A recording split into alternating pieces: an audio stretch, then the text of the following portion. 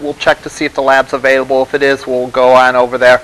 If not, we can tie up some loose ends, maybe discuss some questions that you have about your project or about other stuff that you have. We'll figure out something, is the bottom line. So come here on Wednesday and we'll go from there. I would, yeah, Thursday. The other Wednesday, Thursday. Yeah, Thursday, yeah. And oh man, my train of thought's gone. Which wasn't much of a train anyhow if I was talking about meeting on Wednesday. Oh, do bring what you have done on your project, because I think it's important for us to share it and to show it. So maybe what we'll do if we are not able to go to lab is we'll take a look at folks' projects, and that's a good way to learn and get some ideas and get some feedback. All right, here, yeah, go ahead. What is our project actually do? Might not be there. I don't know. Never know. Let's look. I think it is actually on the syllabus in Angel. Let's check. Yeah.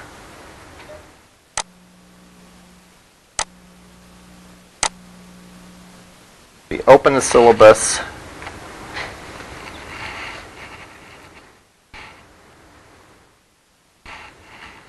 We go to the bottom. All right. It says assignments due Wednesday of indicated week. So it would be due Wednesday of 5 of next week. Thursday? If you want to be Thursday, it could be Thursday. Yeah.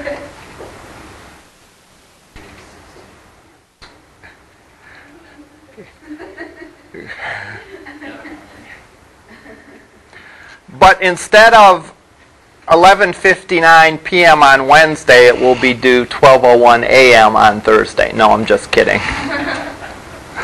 For some students, that'd be okay. It's like, just give me those couple extra minutes. That's all I need. All right. At any rate, here's what we're going to do. We're going to do a pretty standard thing with JavaScript, and that is to do like a mouse over for a thumbnail. So as I put, it's not going to work now because I haven't done it yet, but as I put my mouse over the thumbnail, it will go and it will change that image to be the bigger image.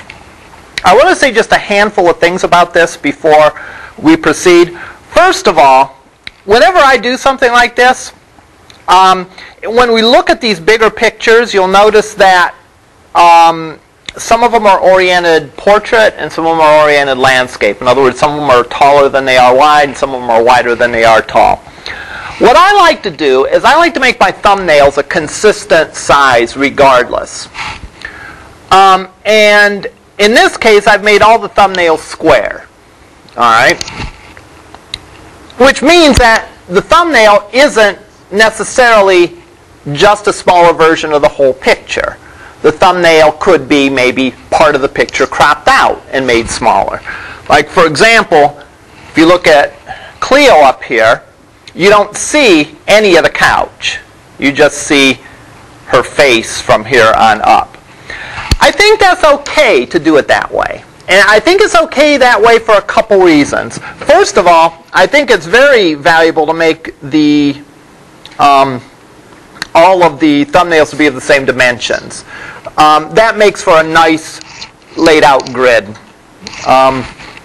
If you don't do that, you're liable to have a mix and have some, stuff will stick out and it won't look right. Whereas if you make them a consistent size, and it doesn't have to be a square, but I usually make them a square, it allows them to line up in a grid a lot more neatly. The other thing I would say is that in a way you can almost be intriguing, and you can maybe show just part of the picture to sort of pique the person's curiosity of what the whole picture is. So maybe if you were showing, I don't know, a new tennis racket, let's say, maybe you'll show part of the tennis racket to get the person thinking, I wonder what this looks like, and they'll mouse over it. I've seen it done that way, and it's pretty cool, I think. If done effectively, I think it sort of draws a person in and makes them want to see the bigger picture. So I guess my bottom line is, number one, thumbnails, make them the same dimensions and and the same aspect ratio, regardless of what the original is. So in this case, even though some are oriented horizontally and some are oriented vertically, I make all of them squares. And sort of the other part of it is you don't really have to have the thumbnail be simply a smaller version of the big image. You can crop some stuff out, and you can do that in a way that kind of can draw the person in. All right, so that's the first thing I wanted to talk about this. The second thing is, let's look at the HTML, which again, I'm putting all in the same file just for simplicity purposes. Normally the CSS would be in an external file. And what I have here is I simply have thumbnails, div, a div for the thumbnails, and a div for the bigger image. This is adapted from a HTML or an XHTML 1.0 document, so I'm not using the HTML5 document sections here, but regardless, it works the same. I have then my 3 thumbnails, and I have the bigger section with one of the pictures initially. All I do for this is I make the thumbnail section have a width of 120 pixels. I do that then to make them stack vertically. All right. This is where I would suggest you don't do goofy things like putting break tags in between them, if any of you have used break tags before. Because you can control this via your CSS, and you can make it look any way you want to without sticking in those extra tags. All right. I float both from left. I put a little bit of padding around each image, and I'm ready to go. Now I'm ready to put my JavaScript in. All right. Now remember, with JavaScript, the recipe for JavaScript generally goes like this. And again, keep in mind that nothing's 100%, right? So there's going to be exceptions to this. But a good deal of JavaScript is summarized by this recipe. And that is, number 1, the user does something.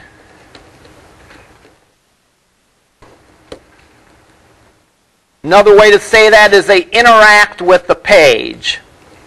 How do they interact with it? Typically with the keyboard or the mouse. All right. So that's the first step in the process. This will involve creating what's called an event handler,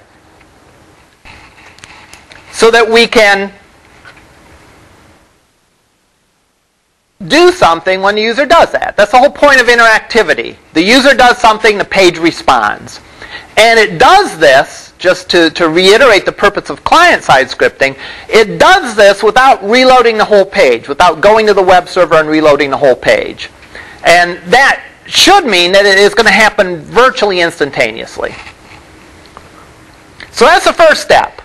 The event handler, which means that the user does something, interacts with the page, and probably better put, interacts with some elements on the page. And we're going to write an event handler on the particular elements. Step number 2 is we're going to use the DOM to point to the thing on the page we want to change.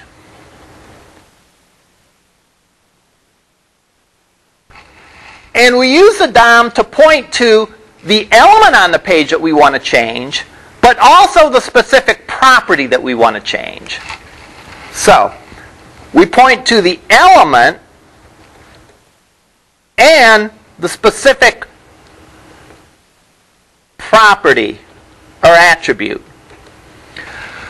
Last time, if you looked at the examples, we were changing the visibility of something. We had a little quiz, and if you hovered your mouse over something, it showed you the answer. All right. So in that case, the answer was in a div, or was in a paragraph or something, I don't remember. And we had an event on the link, and we said on mouse over. And the thing that we changed is we pointed to the div that had the answer, and we changed the visibility property, which was a property of its style, the visibility. We changed it to either hidden or visible, depending on whether the user put their mouse on the element or put it off. All right. The last thing we're going to do is we're going to write some JavaScript code to do what it is we want to do. Now, the examples that we're covering in this class are straightforward. We're pretty much just doing like one thing. All right. When you put your mouse over the image, we're going to make the big image change. When you put your mouse over the link, the answer appears. But this last step can actually be quite involved. It can do a bunch of stuff, all right, depending on what you need to do in a particular case. So, this is pretty straightforward, the events. The DOM, it's easy to get the idea of the DOM and the purpose of the DOM, but to master all the aspects of it takes a lot of time, and certainly to master the aspects of JavaScript code is going to take some time. All right, so let's look at our page and let's consider each of the three things that we want to do.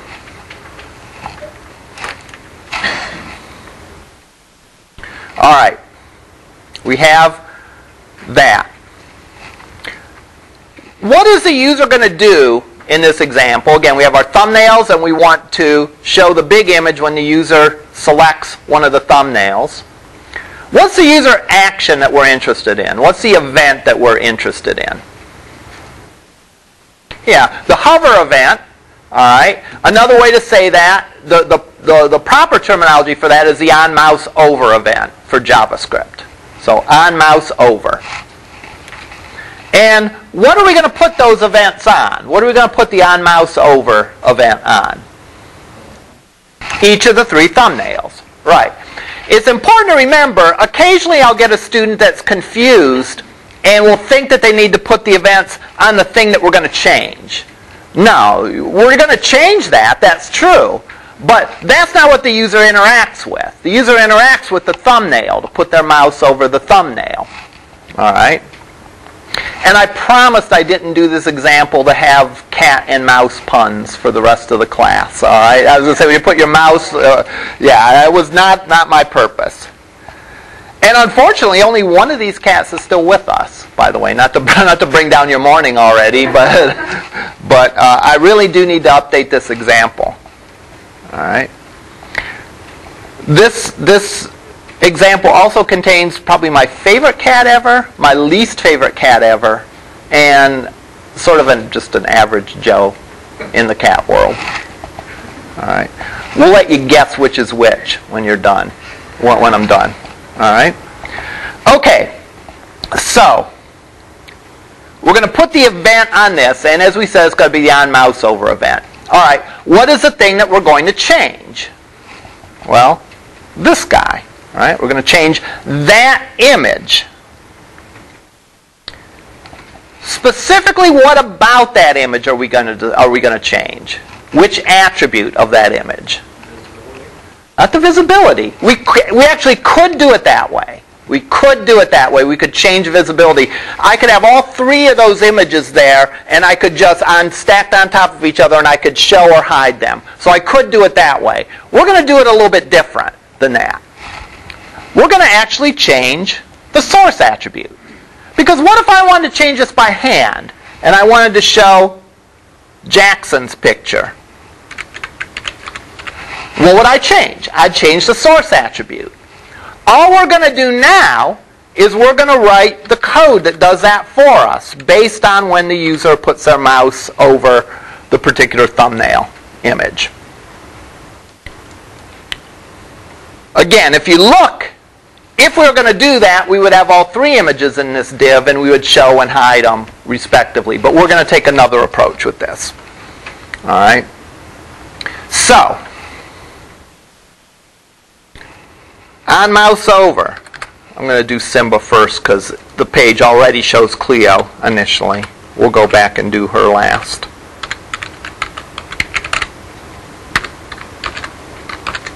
Okay, so we know it's going to look something like that. On mouse over equals quote, quote.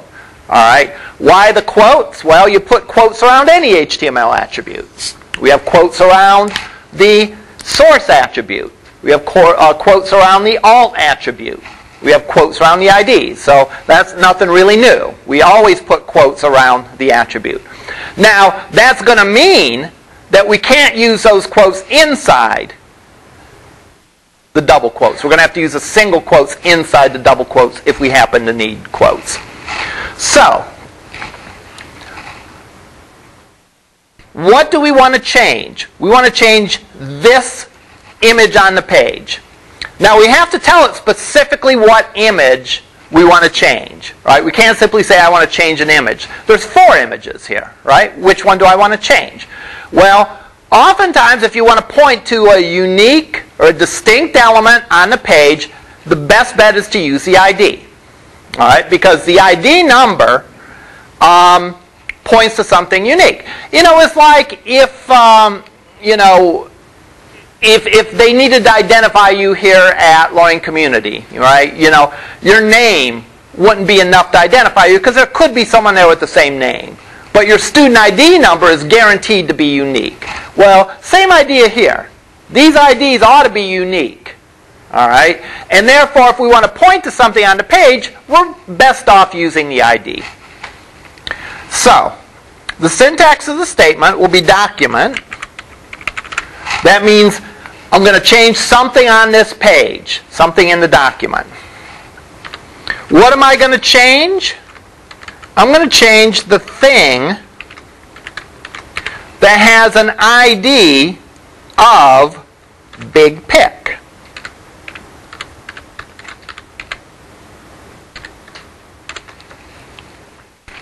All right. So document, somewhere on the page, get element by ID, big pic, means find the thing on the page that has an ID of big pic. That's this guy here. All right. And what are we going to change about it? We're going to change its source attribute. What are we going to change it to? Well, we're going to change it to simba.jpg. With simba.jpg enclosed in quotes. Each JavaScript statement ought to end with a semicolon. So this should be what we want to use. Now document getElementById.src, that's part of the command. That's part of the command syntax, and that's not going to change. Big pic is enclosed in quotes because we want that actual value.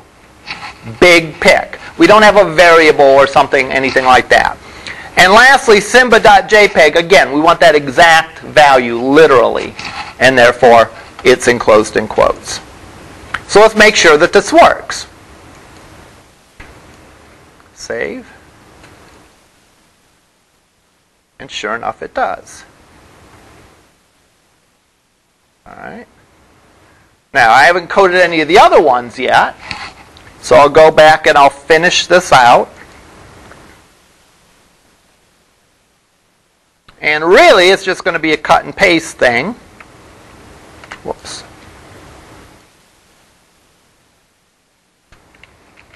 To say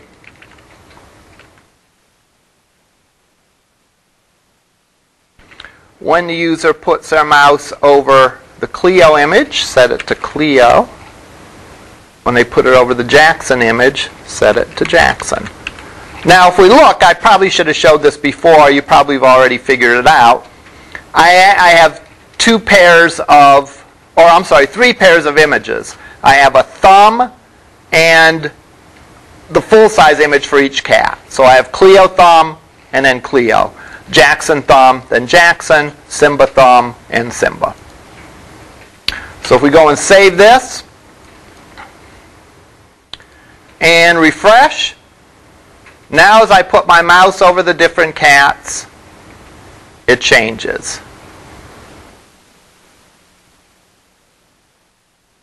Now, go ahead.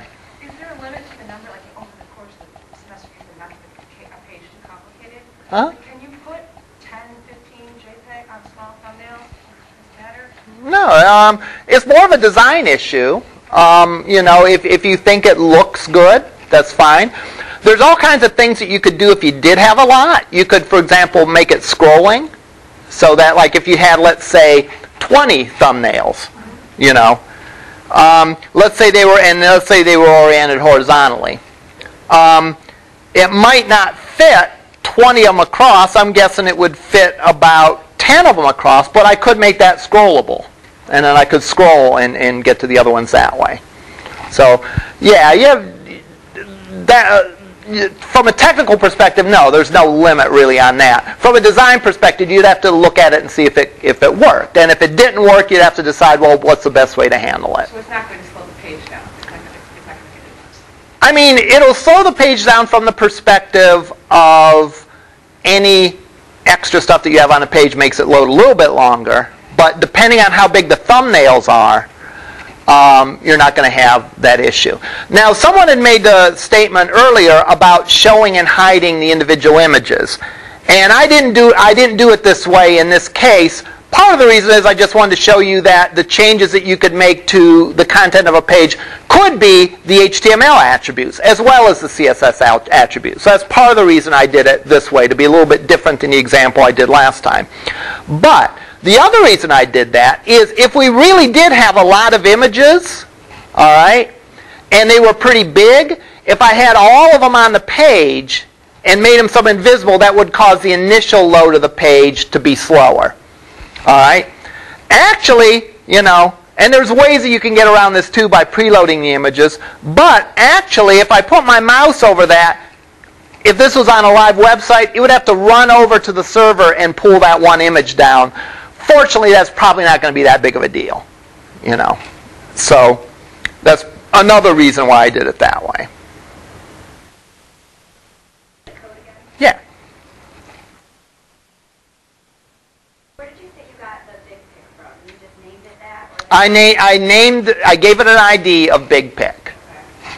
So that big pic here corresponds to that. And the source goes to your The source. source first and then your thumbnail? Well, the source, what I'm saying is, if we're going to parse this statement out, document says somewhere on the page. Get element by ID says this thing here. So on the page, the thing that has an ID of big pic, I want to change its SRC attribute to Simba or Cleo or Jackson, depending on which thumbnail I put the mouse over. All right. So I'm actually going in. This piece of this points to this image tag. All right. The .src says, what am I going to change about that image tag? I'm going to change this value right here. Just as if I was doing it by hand, except it's the code that's doing it. All right. And what's it going to change it to? Well, depending on which thumbnail we put our mouse over, we're going to change it to that particular thumbnail. Or I'm sorry, that particular full image. All right. Now, those of you of more of a programming bent, you could probably recognize that if we had, say, 10 thumbnails, a lot of this code is going to look the same. There's just going to be like tiny differences between that. In which case, we can do the things that you do in other programming languages. We can write functions and so on and so forth. But I'm not going to cover that in this class. All right? This way? Yeah.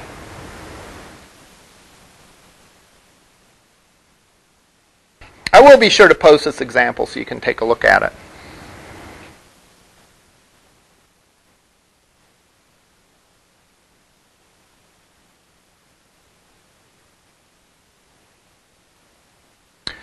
Now, The one thing I would be remiss in mentioning is about like when JavaScript goes bad, when JavaScript goes wrong. All right.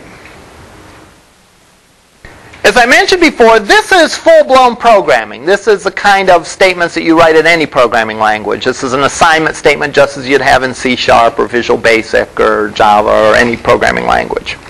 All right? Which means that syntax is very specific and very particular. All right?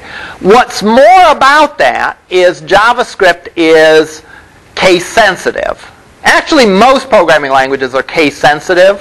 The exception being Visual Basic, which we really don't do anymore, at least not here.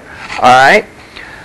The implication of that is that if the command is get element by ID with this precise spelling.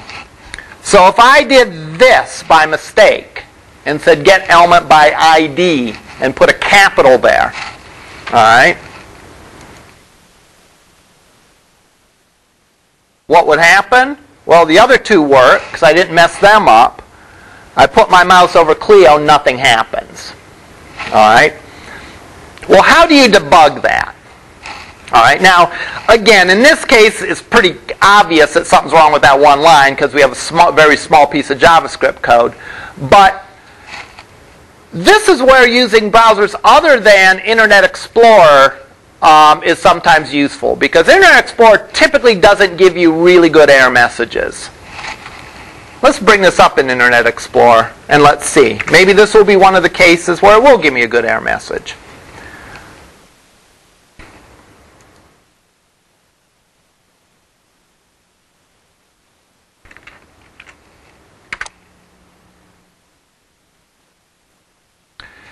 It's concerned that we're running JavaScript on a local page, so I have to allow the content. All right. Notice when I did this, this little error popped up. And if I double-click it and say Show Details, well, IE didn't really disappoint me. It says, Object doesn't support this property or method. It does tell me what line it's on. So it tells me line 16, which could be useful. All right. Generally speaking, either Firefox or Chrome does a better job giving you information to debug. All right. So if I were to run this in Chrome, again, the errors show up differently. A little icon doesn't pop here. But if I go to here and look at Tools, JavaScript Console, I see the page.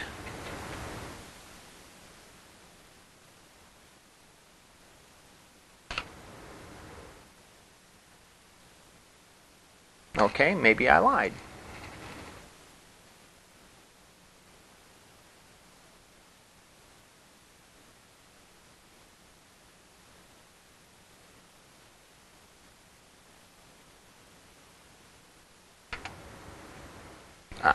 That's what I want.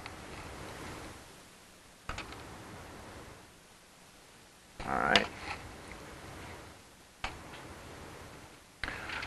What this is telling me, and again, if I look, it tells me more specifically, there is no method get element by ID.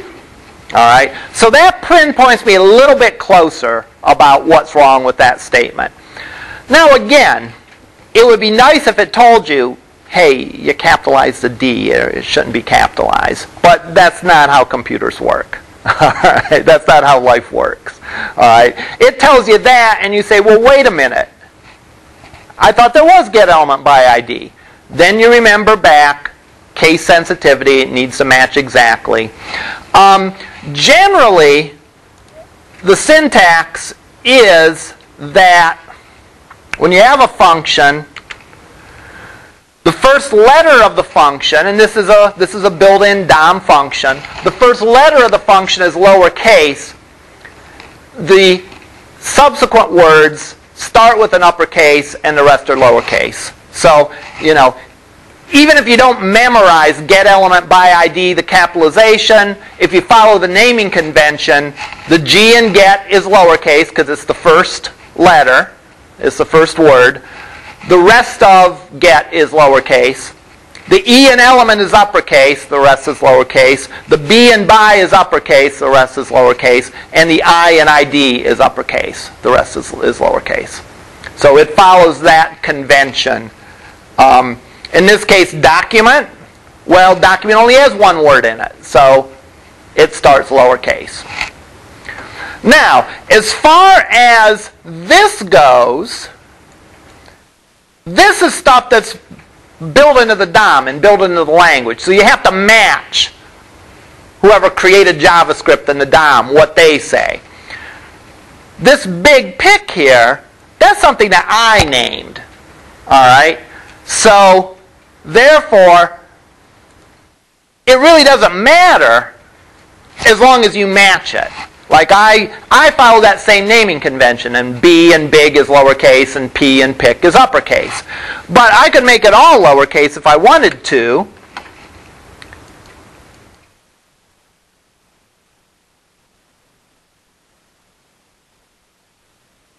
As long as I matched it. All right?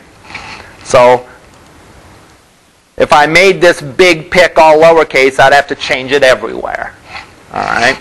Now, will that get picked up by Chrome as an error? Or yeah, it did, and it told me it, but again, even Chrome wasn't very descriptive here. It says it cannot set property src. All right? That's not very specific. It's not telling me that, hey, I used the wrong ID for the image.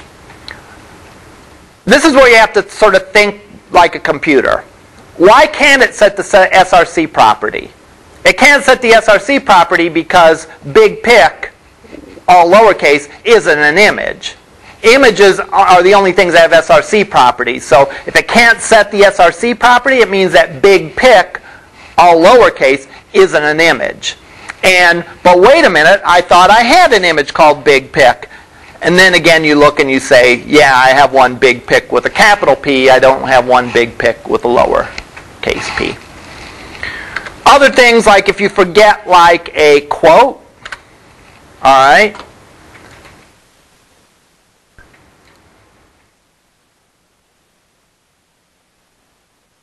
that's pretty vague, unexpected identifier.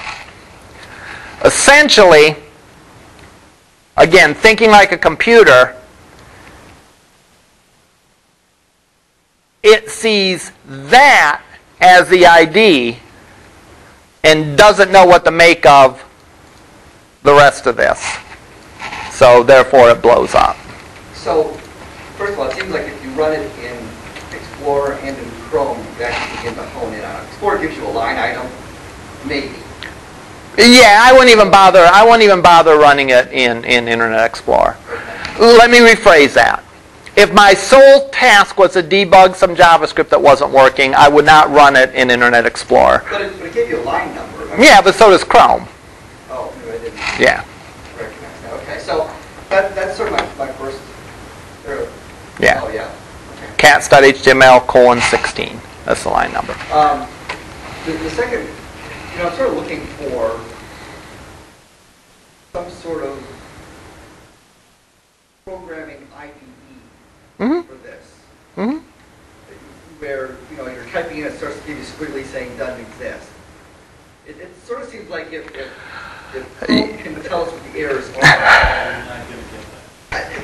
Well, and even worse than that, you might get something like this, but you should be very grateful that it's the course evaluation today, because this could spur on a couple hours worth of ranting on my behalf.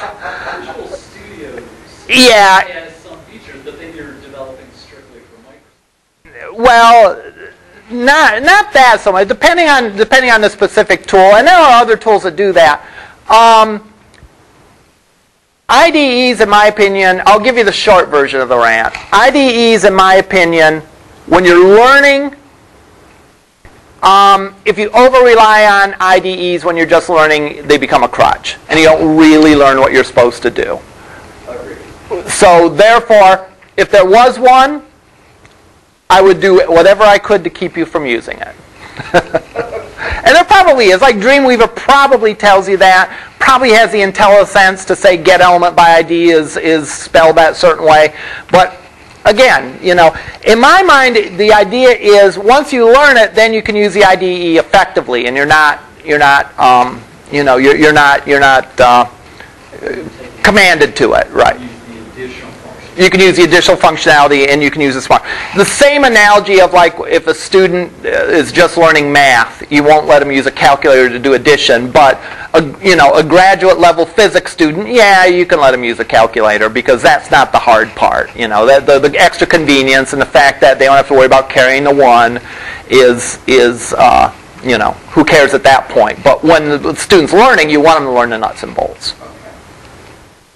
And another thing, no, I'm just kidding. All right.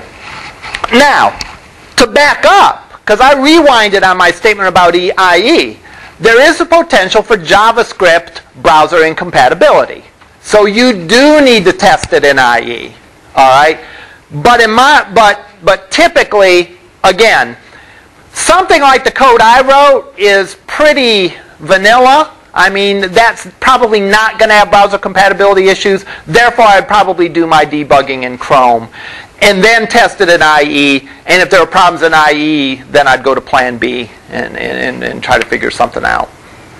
All right, where with the less robust debugging tools.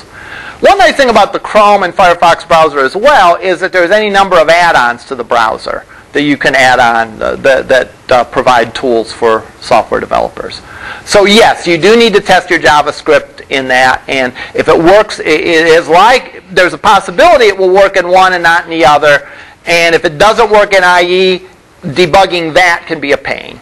All right, and Chrome for debugging, or even Firefox works pretty well, and again, just like with HTML, it's not a guarantee that you're going to get browser compatibility issues, but that potential exists. Specifically for some things, you know where the trouble spots are, all right, as you get it more advanced. For example, if you do any AJAX processing on a web page, you know where the browser incompatibilities exist and you can deal with it. You kind of bake that into the start, and that's like a known issue.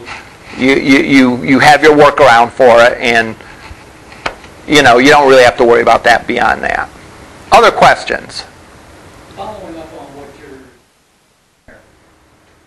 run into incompatibility issues between the browsers, say using various HTML5 commands, syntax. You can use JavaScript to work around that. Maybe, yes.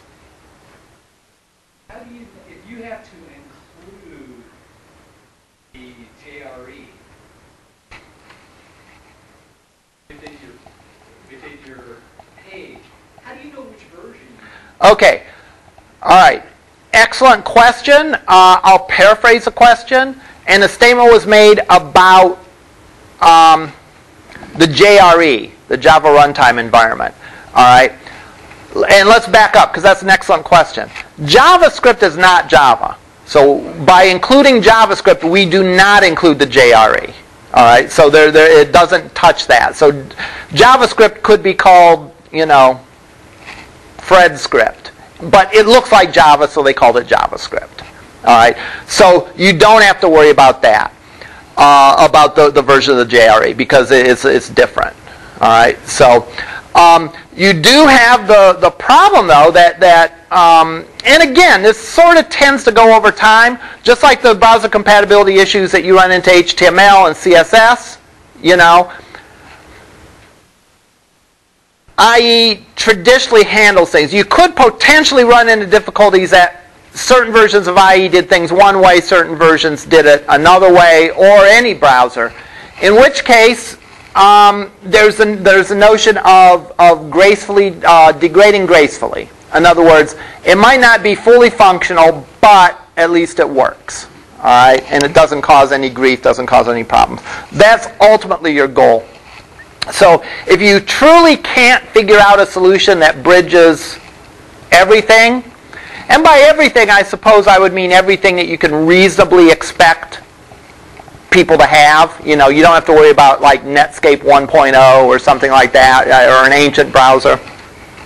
If you can't come up with a solution that addresses everything that reasonably expect, then you make sure that at least if it's an unsupported browser or a browser that the JavaScript doesn't work completely on, it doesn't break, and you can do what you need to do. All right, I'll make sure I upload this example.